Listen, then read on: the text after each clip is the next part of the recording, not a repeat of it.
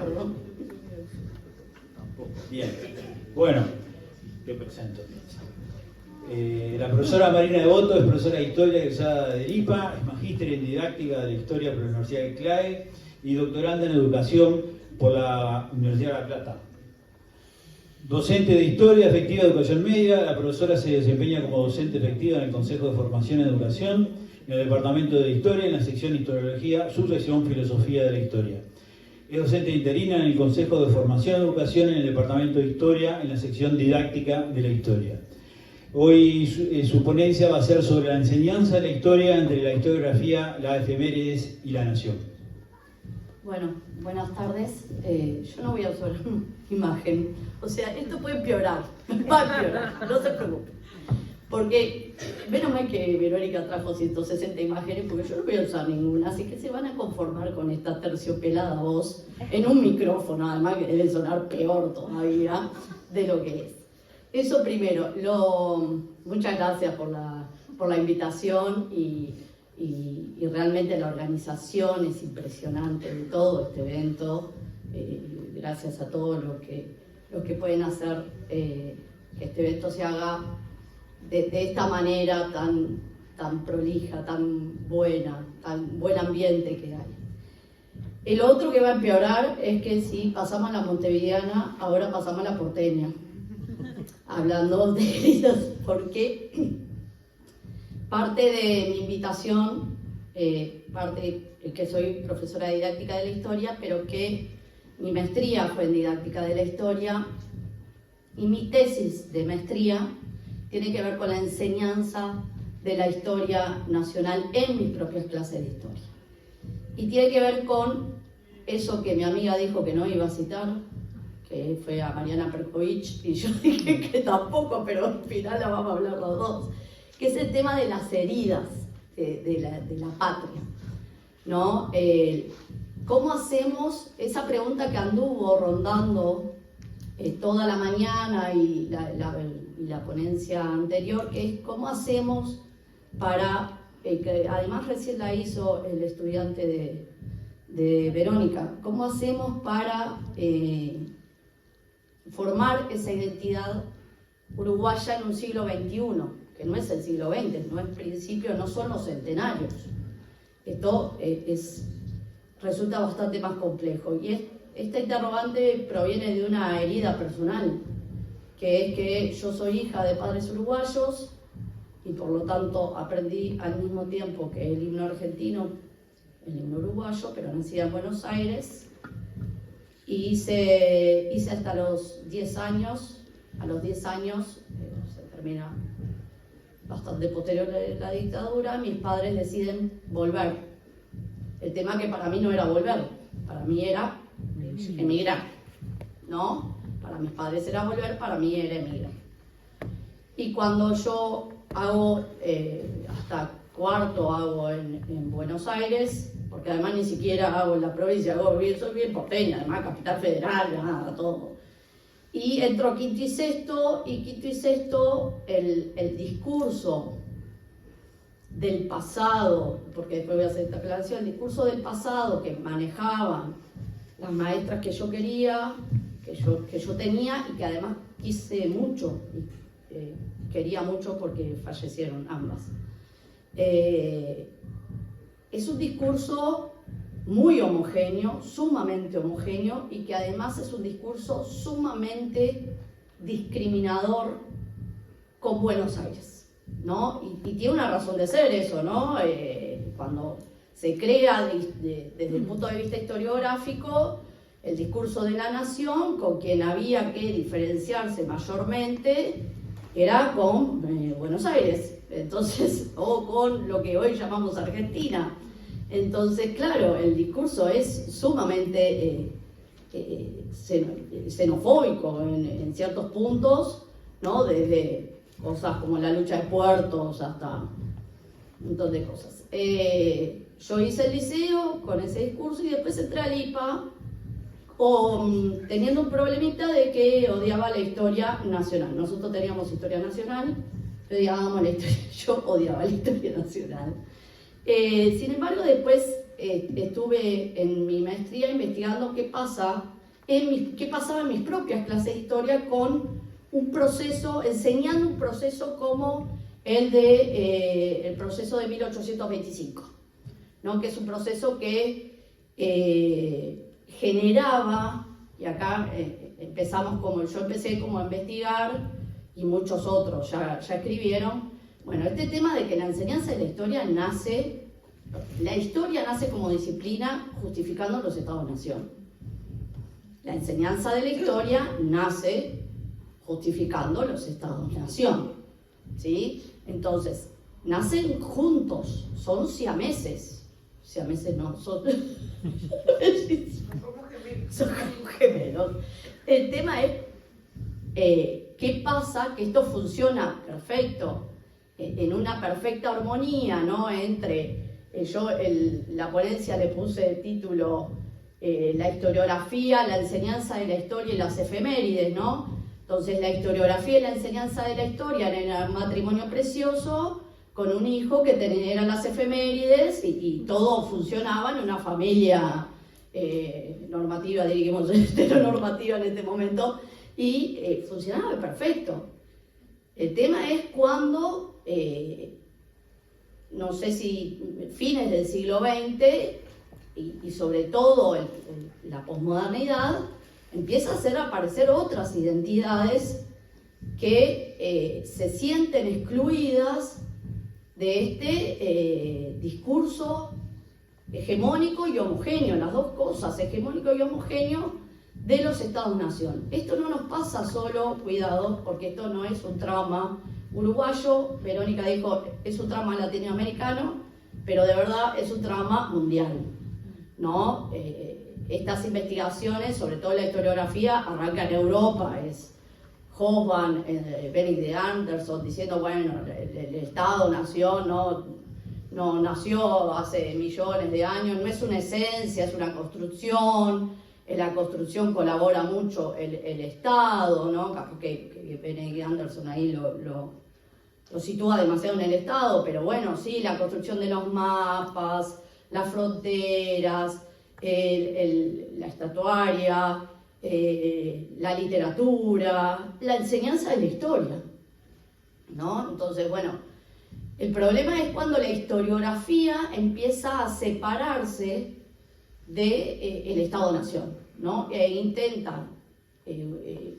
Se investiga por encima de ese marco referencial al cual el historiador Rupfer dice, después resulta inevitable caer en él, dice, pero bueno, intentamos demostrar cómo los estados-naciones fueron construcciones y son construcciones muy recientes.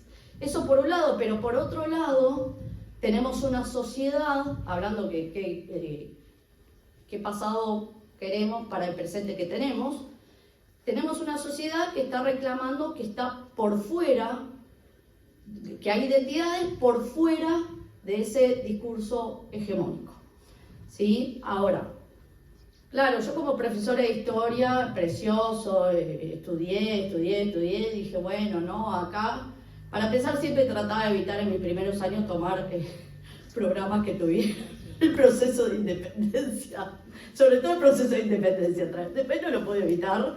Y bueno, ahí no, pero a ver, chiquilines, vamos a hablar de las leyes del 25 de agosto y la de unión. Se armaban unos líos, porque además lo que yo encontraba era que tenía adolescentes muy insertados en ese modelo y que no lograban, o sea, que los indignaba. Los ponía de cabeza, pero no, ¿cómo que la unión con la...? Bueno, pero las Provincias Unidas no eran Argentina tampoco, pero queríamos unirnos con Argentina. No. Las Provincias Unidas no es Argentina, no es, pero tampoco es Uruguay. No sé, me pasó muchas veces que me decía, bueno, profe, pero usted viene y nos tira todo abajo acá, ¿no? Porque un día hablé no sé qué de Varela y dice, bueno, está, pero al final nos tira todo abajo. ¿Qué Artigas? ¿Qué? ¿Cómo que te tiró todo abajo? Yo lo que te estoy diciendo es que hay investigaciones de historiadores o de historiadoras que tienen que ver con esto de regionalizar el discurso que antes era de fronteras nacionales. Acá hay una cuestión mucho más allá de lo que me pasa a mí en una clase, es decir, en la medida en que enseñamos historia, y la historia es una disciplina, la disciplina es una disciplina académica, y la disciplina académica tiene ciertos rasgos, y además hay ciertas investigaciones. ¿Qué hacemos los profesores de historia? ¿No? Yo tengo una postura con respecto a eso, y la trabajé en la tesis de maestría, y ahora voy a empezar con la tesis de doctorado en esa misma línea, es decir, bueno, si enseñamos historia, no discurso del pasado, deberíamos trabajar con las posturas historiográficas, en consonancia con las posturas historiográficas. El otro temita es que formamos ciudadanos, ¿no? O sea, tenemos otra función, tenemos la del profesional y la del funcionariado público, que es la de formar ciudadanos. Entonces, esos ciudadanos, ¿cómo se forman? ¿Son uruguayos? Y si son uruguayos, deberían saber, porque además después dice, bueno, pero yo una vez tuve un reclamo de un cura de donde yo daba clase, que decía que yo nunca les enseñé quién era el poeta de la patria. No, señor, yo enseño historia, no literatura. Lo lamento. Pero claro, ¿cómo es que yo no enseñaba quién era Juan Zorrilla de San Martín y que era el poeta de la patria? Mire, si la profesora de literatura quiere trabajar con Juan Zorrilla de San Martín, yo estoy de acuerdo, pero no soy yo la que le tiene que enseñar eso. El cura estaba indignadísimo, por supuesto, pero no, en este caso importaba bastante poco. ¿Sí? Porque en realidad lo que entra acá es a chocar eso de que, por un lado, parece que volvemos a necesitar de la épica, los estudiantes necesitan de la épica, y por otro lado tenemos toda una, digamos, una nueva era o una era globalizada donde además somos ciudadanos del mundo. Porque esto de que Uruguay tiene hijos de inmigrantes en las aulas, que nacieron en otros lados, no solo sucedió con mi generación, que es la del 70 y pico, sucede con nuestros alumnos actuales, que ya no son, que es la del 2002, que es esos uruguayos que se fueron por la crisis, que tuvieron sus hijos en otros lados, que sus hijos tuvieron probablemente su formación en otros lados, y después vuelven, retornan los padres, pero ellos están entre... Yo a ese tipo de estudiantes lo entendía bastante. Lo otro que también tenemos en clase, no sé si pasa acá, pero sí pasa donde yo doy clase, es que tenemos inmigrantes. Uruguay, Montevideo por lo menos, es lo que yo puedo decir, tiene Montevideo y Canelones, pero yo doy clase en Canelones, tiene una fuerte inmigración, sobre todo del norte de América del Sur y centroamericana, donde yo también me planteo qué pasa con esos estudiantes cuando nosotros trabajamos este discurso historiográfico tan cerrado, tan homogéneo. Y a mí la única idea que se me ocurre es abrirlo. Es eso que Verónica dice de, bueno, mostrar que es una construcción, no que es una mentira. ¿No? Porque también hay que empezar, bueno, comunidades imaginadas, decía Benedict Anderson, bueno, no es que imaginada sea el real, ¿no? Es con la realidad imagino ciertas cosas, ¿sí? Entonces, ¿qué hacemos? Bueno, abrimos el discurso, incluimos posturas que cuestionen este discurso historiográfico basado en la nación y en las fronteras nacionales. Sin embargo, yo ahí veo como este discurso del centenario muy fuerte, porque encuentro resistencias. Es decir, ¿de dónde sacan esas resistencias? Bueno, de algún lado las sacan, ¿sí? Yo tuve una alumna que me dijo que el padre, dice, mi padre dice que usted no sabe nada porque los charrúas eran uruguayos. Y usted dice que no. 6º año de liceo. Entonces, se ve que mi estudiante le había comentado a la familia lo que yo había dicho en clase. Digo, mira, yo hablé poco de charrúa, pero lo que sí sé es que no son uruguayos, porque Uruguay no existía. Pero yo no tengo mucho más argumento, pero tengo un argumento bastante claro. O sea, las resistencias que yo encuentro son resistencias que se notan, donde lo que se nota es un discurso historiográfico que, si bien empezamos a decir, bueno, habría que empezar a superarlo, sigue siendo exitoso. En la medida en que encontramos resistencias, esas resistencias salen porque ese discurso sigue siendo sumamente exitoso. Pero no nos pasa tampoco solo a nosotros. Miren el mundo, ¿sí? ¿Qué pasa con la xenofobia? ¿Sí? O sea, la vuelta a las supuestas raíces, y hay que ver qué raíces, que son los estados nacionales, se vuelve virulento, ¿no? Nosotros no tenemos gente todavía que sale a matar a otra gente por ser uruguayo, no ser uruguayo, o no sé qué, por ahora, creo. Pero sí pasa en el mundo. Entonces, tenemos como la academia circulando por un lado, la sociedad tratando de incluir diferentes identidades, ¿no? Abandonar, o no abandonar, sino incluir a nuestra identidad de Estado-Nación, que la seguimos teniendo, porque para algo sirven los pasaportes. Bueno, no, sí, no era un buen ejemplo, la partida de nacimiento, perdón, justo toqué el tema. Se cortó una bueno, servía los pasaportes. Sigan. No mencionen más la palabra pasaporte. Claro, no era pasaporte, era, no sé, partida de nacimiento, mejor. O nacionalidad, entiendo que el pasaporte no lo pone tampoco, pero bueno, para algo sirven esos documentos y además, yo, a diferencia de Verónica, no solo no traje imágenes y no suelo hacerlo, sino que además sí me gusta el fútbol. Y realmente, cada vez que juega la selección, es una identificación nacional que uno no puede evitar. O sea, uno lo ve, es palpable. Yo nunca oigo cantar con tanta pasión el himno como en los partidos de fútbol. Pasa todos los 19 de junio, allá abajo, ¿no? Porque nadie quiere cantar, pero vos vas al estadio a ver la selección y aquel, sabremos cumplir, sí, la gritan. Lo gritan y aquello se canta de una manera. Entonces vos decís, bueno, es una identidad que de verdad sigue funcionando, no es que la tenemos que abandonar, ¿sí? Y lo que tenemos 3 nacionalidades, como tengo yo, porque tengo 3 además, yo tengo un pasaporte que sí.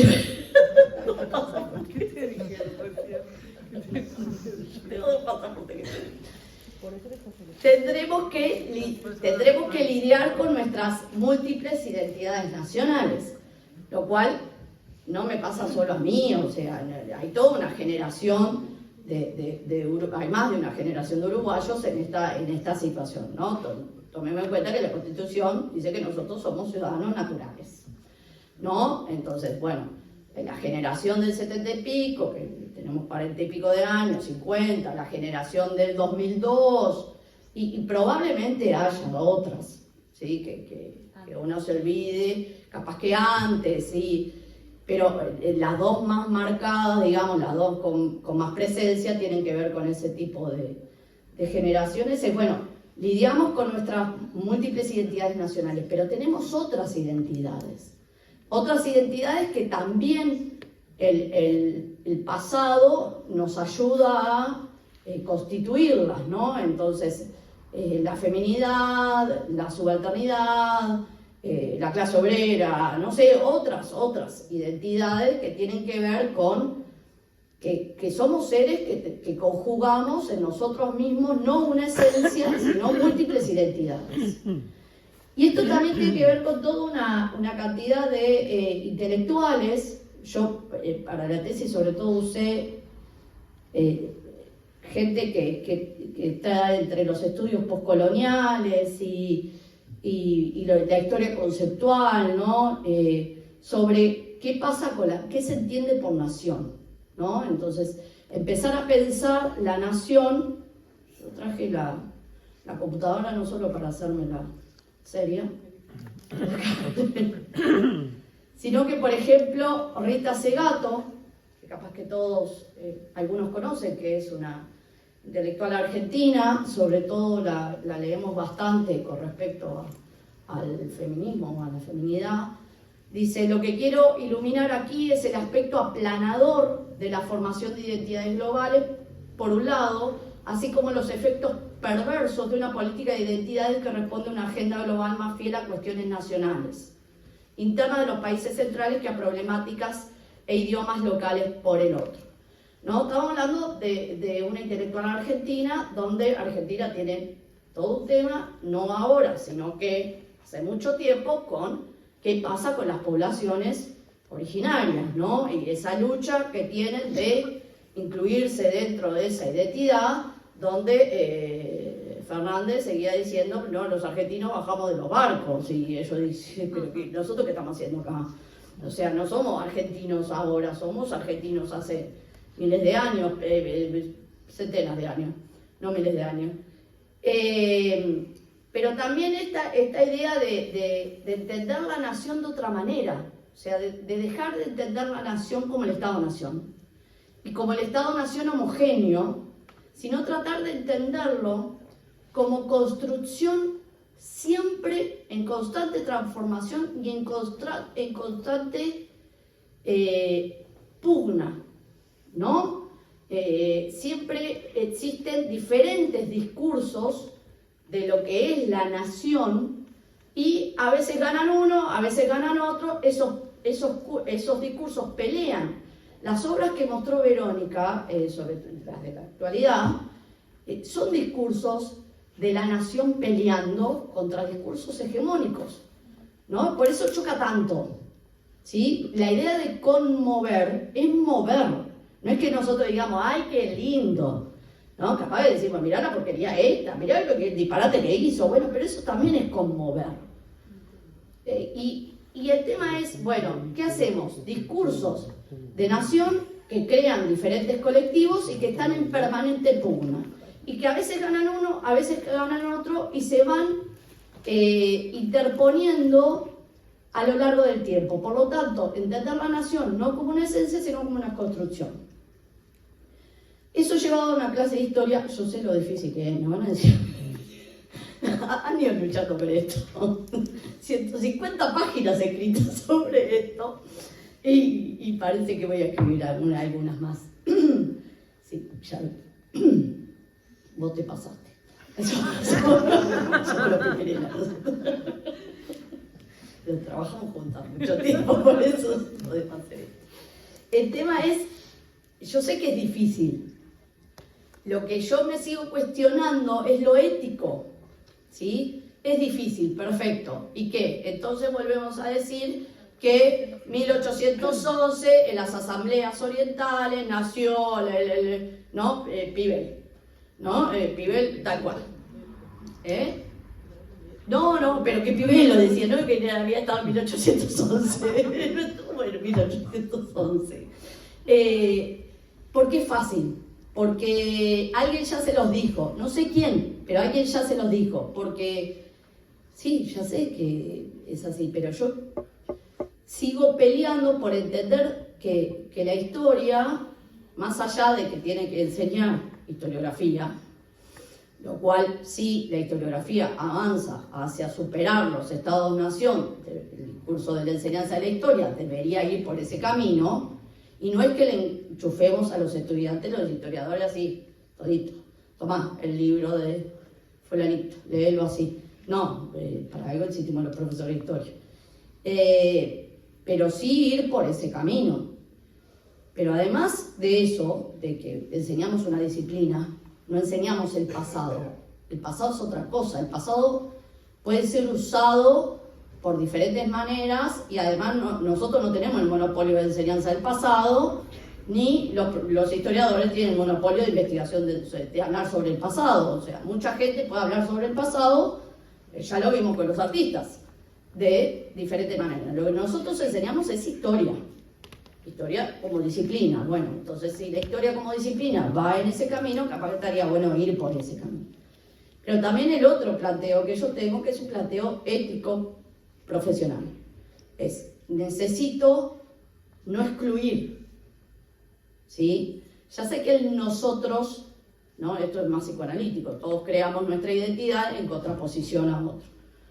Ya lo sé, lo tengo claro, además trabajamos con adolescentes que les encanta construir su identidad en contraposición a nosotros, los adultos.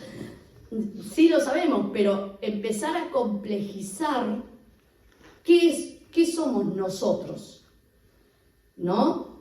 Y cómo está construido en nosotros, contra quién se opone en nosotros, ¿no? Visualizar eso, construimos un nosotros contra otros.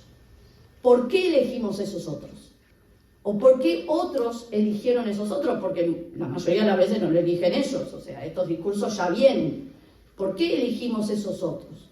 ¿Por qué ahora tenemos la necesidad de esto? Porque esto de que aparezca la mujer en el cuadro de Blanes, también al mismo tiempo que mis alumnos se resisten a que yo les tiro todo abajo, también dice, ¿y las mujeres? ¿Y que no hicieron nada?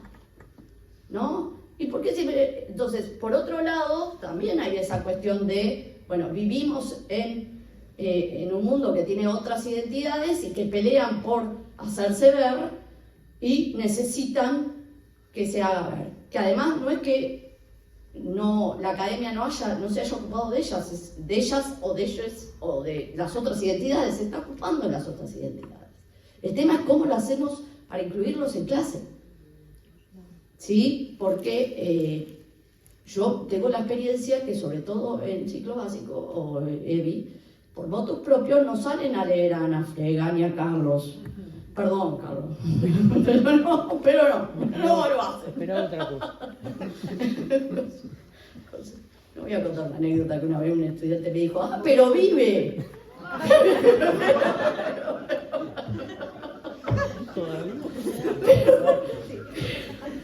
Porque le digo no sé qué, bueno, ahora me encargo de más y lo googlean, pero vive. ¿Y qué se piensa? ¿Que los historiadores están todos muertos?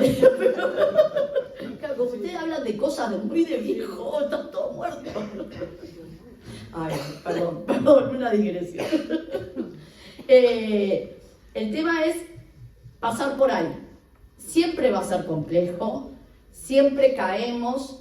Vamos por 5, muy bien, yo ya termino. Siempre caemos en la trampa, yo soy profesora de didáctica, por lo tanto la otra vez corregía un proyecto. Nuestro territorio, y estaba hablando de la banda oriental, ¿no? Entonces yo le puse, bueno, nuestro no, este territorio a lo sumo, ¿no? Yo se lo corregí a la estudiante, que es muy buena, por supuesto, y le dije, no te preocupes, vas a caer en esa trampa como caigo yo. O sea, yo ya tengo muy internalizado. Para empezar, tengo 46 años, por lo tanto, tengo 36 viviendo acá. ¿Sí? O sea, tengo muy internalizado. Y más allá de lo que le decía a Verónica, que sé que San Martín cruzó los Andes, porque todos los años tenía que representar a San Martín cruzando los Andes, nunca supe hasta que llegué a Lipa qué hacía San Martín cruzando los Andes. O sea, me faltaba otra parte. Cuando llegué a Lipa dije, ¡ay, mira para qué cruzan los Andes San Martín! O sea, no era que se había dicho, pero vamos a ver cómo andan los Andes por ahí, si se puede cruzar a caballo. ¿Qué hay del otro lado? No, había un sentido, pero ese sentido lo conseguí después. Bueno, para tratar de evitar que mis estudiantes, no quiere decir que lo logren, cuidado. Yo tengo intenciones, sus vidas después discurren por otros lados. Intentar que mis estudiantes no sientan que eso, que Artigas es la puerta de la Ciudadela, y nunca sabemos por qué dicen que la puerta de la Ciudadela no, porque sí, Artigas es la puerta de la Ciudadela está mal. ¿Por qué? Es como San Martín cruzó los Andes, ¿para qué? ¿Sí? Es entrar hacer entrar el discurso historiográfico, los discursos historiográficos, sobre todo tratando de contraponerlos, para que ellos encuentren la diferencia. ¿Difícil? Sí, dificilísimo. Cuando encuentre la receta, juro que la vendo. No se la voy a compartir, pero se la vendo. Porque hay que pagar cuentas. Pero por ahora la receta mágica no existe. Así que, bueno, estas son las cosas que quería compartir hoy con ustedes.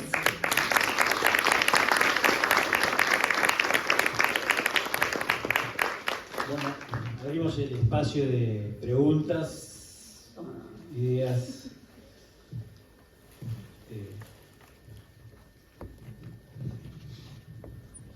Quiero jugar al Lego.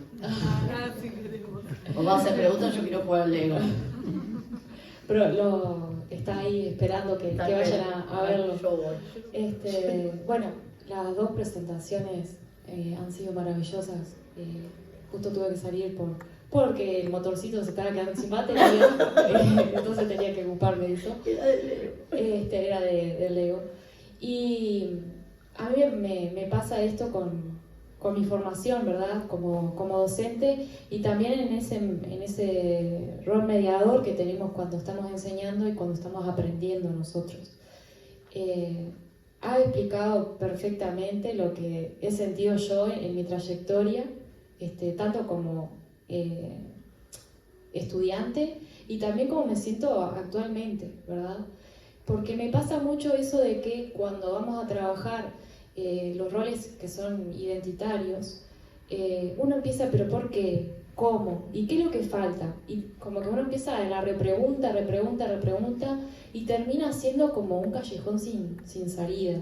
Entonces, bueno, era por ese lado, agradecerle que fue una explicación muy acertada, me sentí muy identificada y muy clara. ¿Hay alguien más que quiera preguntar algo? Yo. Marina. Marina. No, Yo. En realidad no sé si preguntarte algo. Él es compañero mío del IPA, fue compañero mío del IPA. Dame y que es ves. mayor. Bien. Nosotros somos jóvenes. Yo me IPA hace 2 años. No es mejor el que nos tortura nosotros. Usted también. En realidad yo ya lo venía pensando esto con las jornadas y he venido escuchando, y ahora con las ponencias de ustedes dos he reforzado la necesidad de traerlo a Vázquez Franco. Ya se fue. Por esto que Sí, vos... se nos fue. Se nos fue. Ese No, sí, ese sí se murió. Por esto la idea de la construcción, él se definía argentino oriental. Sí. Entonces, el primero en romper todo estas cuestiones, más allá de cada uno puede cuestionar su manera de expresar todo esto o su tesis historiográfica. Pero vos planteabas de traer historiadores o la historiografía del aula. ¿Tá? ¿Tenemos que llegar a esos extremos? Yo con Vázquez Franco que destruyen no todo, lo traigo. No, por eso, a esos extremos que destruyen toda esa Bueno. identidad construida. Yo iba a nombrar un historiador que me olvidé porque como no soy ordenada como Verónica, que es Palti. Palti tiene José Palti es un historiador argentino, vive, no maten gente, vive. Es un historiador argentino sobre la historia conceptual y tiene un libro que se llama La Nación como Problema, el trabajo de los historiadores, pero tiene un artículo en un libro que se llama El fin de los historiadores en el fin de la historia, se llama el libro, se consigue muy fácil en internet, y en ese artículo él habla de cuál es la función de hacer historia en lo que él llama la era postsecular. ¿Qué es la era postsecular? Dice, la era postsecular es cuando, hubo una era que era secular, que es cuando se sacó a Dios de la ecuación del razonamiento, no subjetivamente, no es que dejamos de creer en Dios, sino que Dios se fue de la ecuación para explicar cómo funciona el mundo. Entonces, dice, sacamos a Dios, pero se agregaron unos remedios seculares. ¿Cuáles eran los remedios seculares? La libertad, la democracia, los derechos, la justicia y la nación. Dice, entonces, toda la explicación de la historia iba en pos de eso, ¿no? En que era progresivamente hacia la mayor democracia, mayor libertad, mayor justicia, porque además él habla de la justicia, no las justicias. Dice, ¿qué pasa con la posmodernidad? Destruyó esos remedios seculares, ¿no? Descubrimos que la nación era una construcción reciente, descubrimos que la justicia en realidad discrimina gente, entonces ya no es la justicia, sino las justicias. Descubrimos que el camino progresivo hacia la masificación podía en algún lugar llegar a totalitarismos, entonces la democracia no parecía ser el propósito, dice él, ¿y entonces qué hacemos ahora? ¿Cómo pensamos la historia? Él habla como historiador, ¿no? ¿Cómo pensamos la historia en una era postsecular? O sea, ¿qué es lo que tiene que hacer un historiador? Y dice, bueno, rompimos todo. ¿Qué es eso? Lo que hace Vázquez Franco. Rompimos todo, dice, pero el problema de romper todo es volver a una sociedad anómica. Dice, yo estoy de acuerdo muy con Palti, que dice, bueno, en la medida en que rompimos la homogeneidad del siglo XX, construyamos una democracia pluralista. Dice, pero no siempre sucede así, porque eso de romper todo puede llevarnos a no construir. Entonces él sigue diciendo, bueno, tenemos que seguir haciendo historia desde los mitos de los remedios seculares, sabiendo que son mitos, pero tenemos que seguir creando comunidad. Pasándolo a la historia, porque yo esto se lo hago leer, me dicen, estudiante de didáctica, es esa idea, bueno, enseñamos historia, construimos identidades, sabiendo que son construcciones, y que son, él llama mitos, yo no llamaría mitos, ficciones o construcciones o imaginaciones históricas, además, ¿no? Que tienen un contexto histórico. Así que yo no traigo a Vázquez Franco porque lo que hace Vázquez Franco, a mí, mirá, fíjate que hasta a mí me choca. O sea, ¿cómo será el asunto? Que hasta a mí me choca. Prefiero no ir al extremo, no llegar al sensacionalismo absoluto. Más allá que, no sé si se acuerdan, pero hace años Cristina Fernández dijo que Artigas era argentino, se armó un revuelo. Quiso ser argentino. Quiso ser argentino y no lo dejaron. Quiso ser argentino y no lo dejaron. Yo estaba dando clase y por supuesto que mis estudiantes entró a clase y no dijeron ni buen día. Profe, yo lo que dijo, le digo, pero a ver, está bien, lo que dijo está mal. O sea, históricamente está mal, no es que quiso ser argentino, ¿no? Hablaba de la Liga Federal, pero tampoco es un disparate. El problema es cómo lo dice, que es lo que tiene Vázquez Franco. El problema es cómo lo decís, ¿sí? Y cómo lo fundamentás. No existe Argentina, no existe Argentina. ¿Cómo vamos a hablar de Argentina? Si no quiero que hablen de Uruguay y que Artigas es uruguayo, y les digo que no puedo decirle que Artigas es argentino, o yo soy oriental argentino. En mi caso sí, pero solo en mi caso. Yo no sé si en el caso de Vázquez Franco era así. Le voy a revisar las partidas de nacimiento para no decir los pasaportes. Voy a revisar. En mi caso sí soy, pero también soy italiana. ¿Vos me ves algo italiana a mí? Yo qué sé. O sea, la nacionalidad es una construcción que hay que ver cuánto estamos insertas en ello o no. Yo hincho por Uruguay. Está bien, festejé el mundial. No le voy a decir que festejé el mundial, pero... Íbamos a preguntar eso. Cuando dijiste no sé si contesté este tema. No, era para pelear. Sí, yo sé que era para pelear. Es como un poco, perdón, una cosa de... Es preferible en todo caso la idea de realidad. Estoy diciendo, hay un conglomerado de provincias al cual unirse, tiene mucho más sentido. Ahí hay perdón. Que hay un conglomerado, o sea, había un conglomerado de provincias. A mis hijas plantean, es una idea que se la plantearon en la escuela que me pareció muy graciosa, que eran las provincias más o menos unidas, a veces sí, a veces no, generalmente por culpa de Buenos Aires.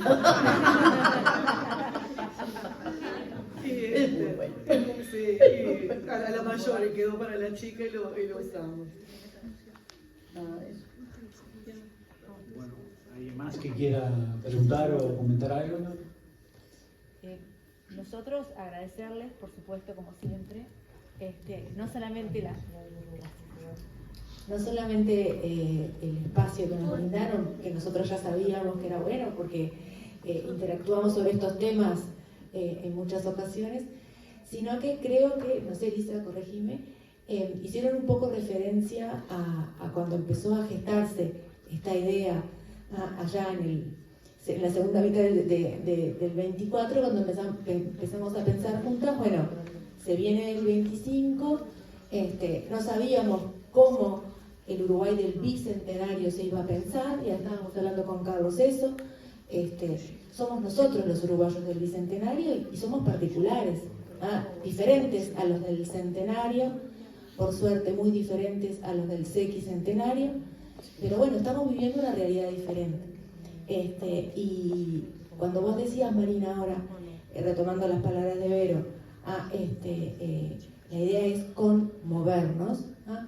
Yo creo que más que se cumplió el objetivo de este espacio en la mañana, ahora en la tarde, y seguramente lo vamos a terminar con las ponencias que nos restan, porque lo que hacemos es movernos como profesionales, repensarnos y eternamente continuar aprendiendo entre nosotros de los discursos de nuestros colegas, de las trayectorias de nuestros colegas, de las anécdotas de nuestros colegas, que lo que hacen justamente es movilizar nuestro pienso y sobre todo nuestras prácticas. Así que de mi parte, muchísimas gracias. Y sobre todo no, porque es muy difícil hablar objetivamente por el tipo de vínculo que tenemos, ¿no?, entre nosotros. Pero sobre todo porque de todo lo que dijeron, solo voy a rescatar a manera de cierre una reflexión muy breve, que de repente no tiene que ver ni con el arte ni con la construcción de nación, sino con el hecho de que nosotros desde nuestro rol de educadores y profesores de historia contribuimos a la formación de ciudadanía, promovemos ciudadanía en los chilenos. Y para promover ese tipo de cosas y para promover el pensamiento crítico, necesariamente nos tenemos que correr de un lugar que nos limitaría únicamente a transmitir información. Entonces está bueno que nos pongamos a pensar y que nos demos libertad de hacernos nuevas preguntas todo el tiempo, ¿no? Y de recorrer bibliografías y de cuestionar porque bueno, a veces sigue habiendo discursos hegemónicos. No puedo hablar, que tenemos un expediente, hay discursos hegemónicos. Tú decías, ¿por qué no enseña Zorrilla de San Martín? Bueno, también nos preguntan por qué nos enseña tal o cual cosa, cuando en realidad forma parte de la autonomía de los docentes, ¿no? Y de las decisiones que toman, pedagógicamente fundamentadas, para alcanzar los propósitos que establecen para sus cursos. Era eso nomás. Muchísimas gracias. Hacemos un breve corte, 10-15 minutos, para tomar un café. Y mis alumnos del IFEDEM me quiero sacar una foto, si se me van para afuera.